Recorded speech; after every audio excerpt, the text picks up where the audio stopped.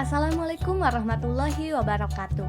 Kami dari kelompok 9 mata kuliah berpikir desain dan inovasi akan menjelaskan mengenai produk pembelajaran yang telah kelompok kami buat. Video ini disusun oleh Siti Ayu Mustika, Indah Lestari, dan Meliani.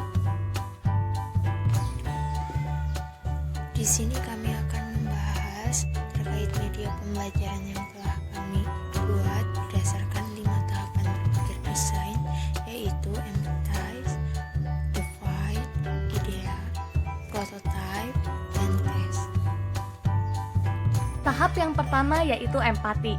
Langkah pertama yang kita lakukan pada tahap ini yaitu dengan menanyakan kepada siswa bagaimana pelaksanaan pembelajaran di masa pandemi. Berdasarkan hasil wawancara kepada salah satu siswa, di masa pandemi ini guru jarang melakukan pertemuan baik secara tatap muka maupun secara virtual. Terkadang, guru hanya memberi tugas kepada siswa melalui grup WhatsApp. Akhir-akhir ini, guru bahkan tidak memberikan tugas kepada siswanya. Hal tersebut membuat siswa tidak belajar di rumah dan cenderung membuat siswa hanya bermain gadget seharian di rumah.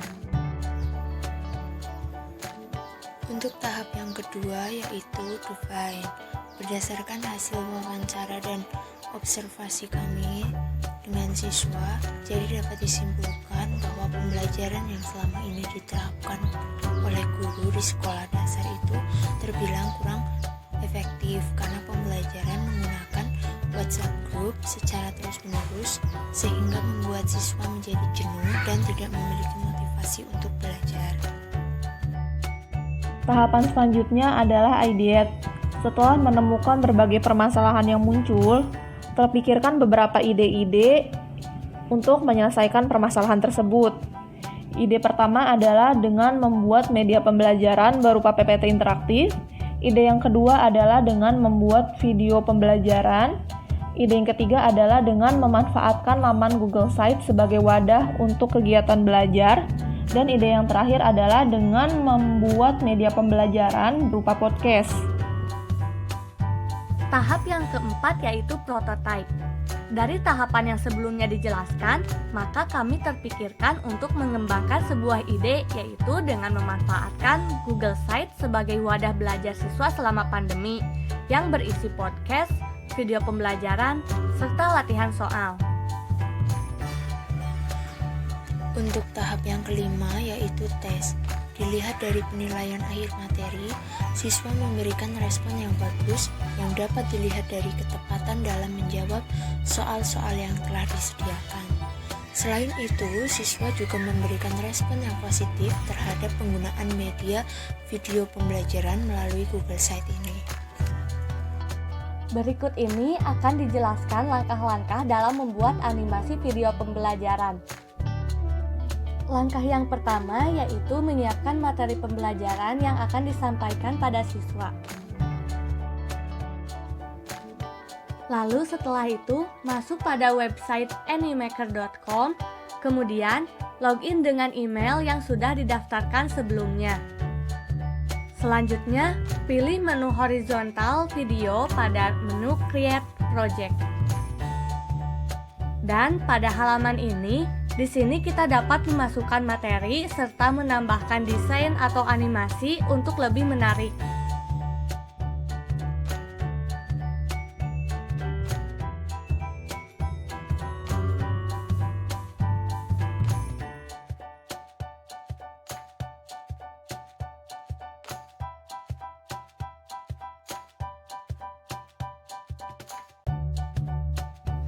Kemudian, jika semua materi sudah selesai dimasukkan, maka langkah selanjutnya yaitu menyimpan video dengan cara klik publish, kemudian download video.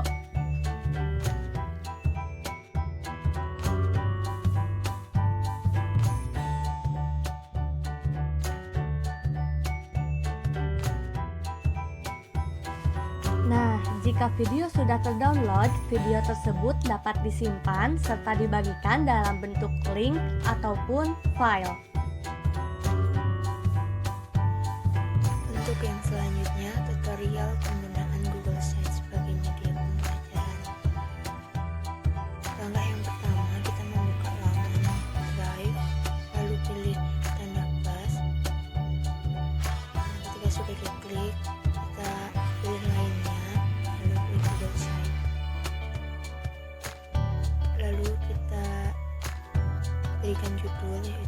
halaman 8. Lalu atur ukuran fontnya dan jenis fontnya. Setelah itu kita juga bisa mengubah background sesuai dengan keinginan kita. Untuk slide yang kedua, kita akan menyisipkan podcast. Nah, pastikan link podcastnya itu sudah kita salin dan kita cari di laman Google Site. Nah, setelah itu sisipkan podcast ukurannya sesuai dengan keinginan kita. Nah, setelah podcast kita akan menyisipkan Google Form, yaitu daftar hadir. Sebelum kita memasukkan Google Form ke Google Site ini, pastikan kita sebelumnya sudah membuat Google Form daftar hadir terlebih dahulu. Setelah memasukkan Google Form, slide selanjutnya yaitu kita akan menyisipkan video pembelajaran yang sudah diunggah di YouTube. Pastikan link YouTube-nya sudah disalin, lalu kita pilih dan sisipkan di Google Site. Atur ukurannya sesuai dengan keinginan kita.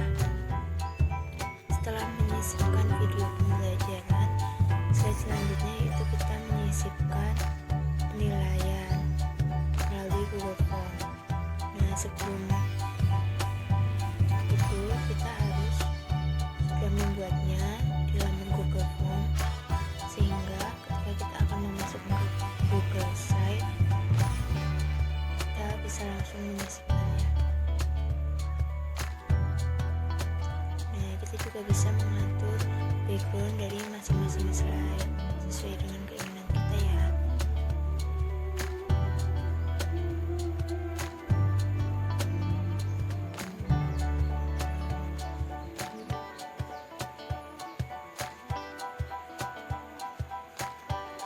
Nah, ketika sudah diatur backgroundnya, lalu kita publish dan kasih nama sesuai dengan lalu beri nama link sesuai dengan keinginan kita, dan ketika sudah bisa dipublishkan kita langsung klik publish, lalu kita salin linknya. Berikutnya akan kami tampilkan media berupa video pembelajaran yang telah kami rancang sesuai dengan tahapan berpikir desain.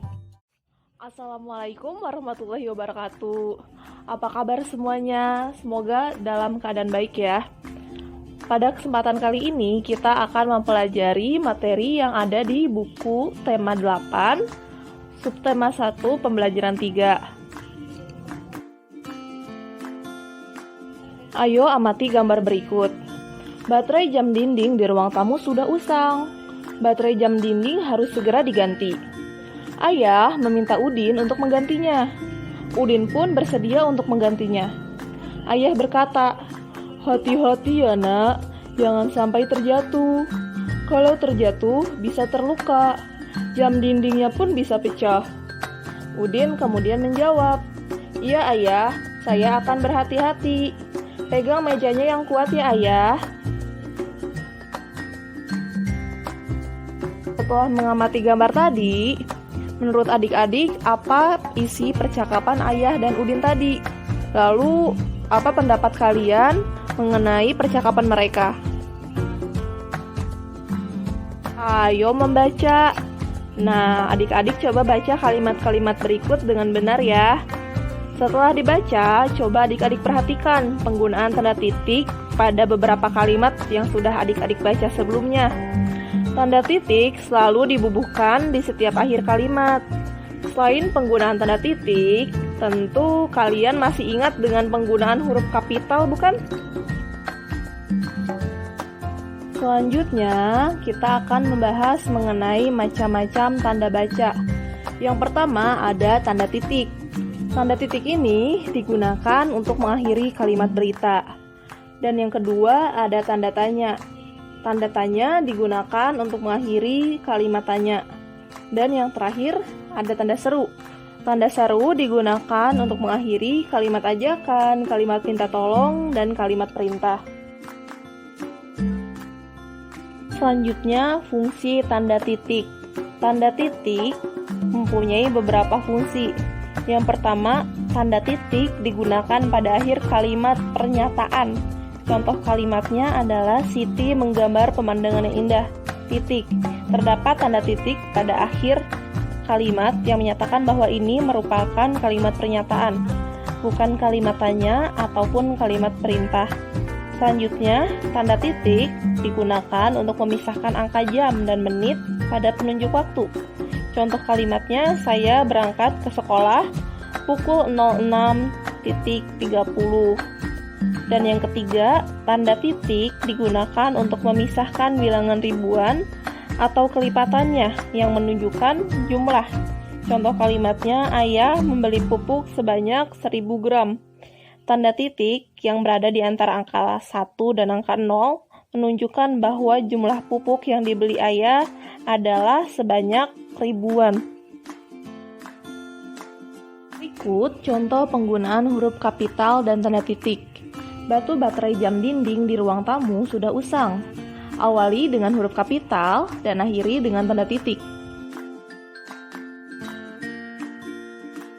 Selanjutnya, awal kalimat dan awal nama orang menggunakan huruf kapital dan akhir kalimat menggunakan tanda titik. Jadi, ayah, A-nya huruf besar, meminta bantuan Udin, U-nya huruf besar, untuk menggantinya, titik. Nah, selanjutnya, awal kalimat, penulisan untuk sebutan Tuhan atau kata ganti Tuhan, nama orang, awali ketiganya dengan huruf kapital, lalu akhir kalimat menggunakan tanda titik. Contohnya, ayah, A-nya huruf besar, bersyukur kepada Tuhan, T-nya huruf besar, mempunyai anak yang patuh seperti Udin, U-nya huruf besar, dan titik. Coba perhatikan teks lagu berikut ini. Lagu berjudul Lonceng Ayah harus dinyanyikan dengan nada yang tepat. Nada yang harus dibunyikan sesuai dengan panjang pendeknya. Panjang pendek nada dapat dihitung. Satuan hitungnya berupa ketukan, dan ketukan itu teratur. Coba perhatikan panjang pendek nada berikut. Nada 1 dibunyikan 1 ketukan. Nada 67 yang ada garis di atasnya, angka 6-nya dibunyikan setengah ketukan dan angka 7-nya juga dibunyikan setengah ketukan. Coba adik-adik dengarkan lagu berikut dengan seksama.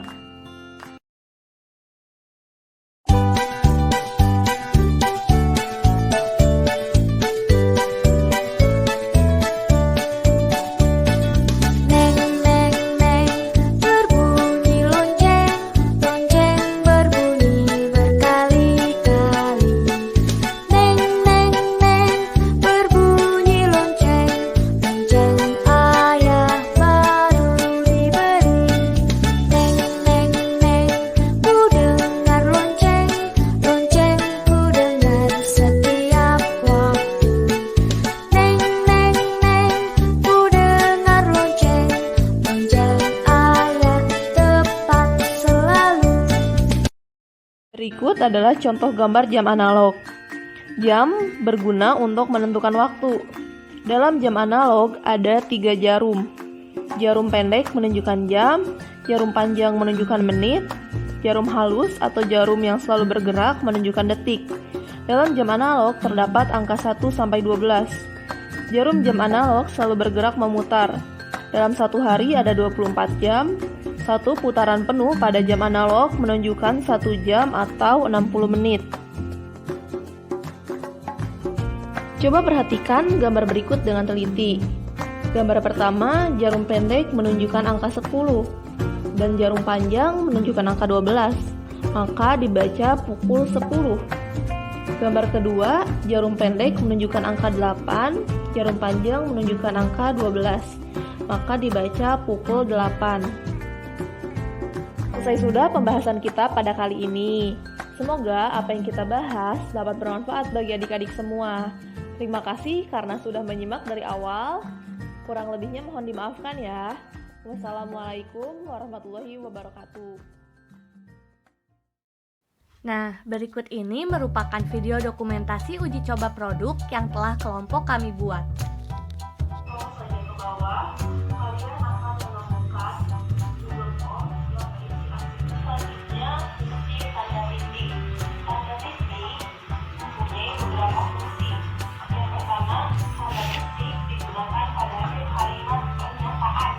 Contoh kalimatnya adalah Siti menjabar kepada Linda. Titik.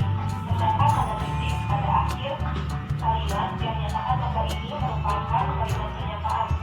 Bukan kalimatnya.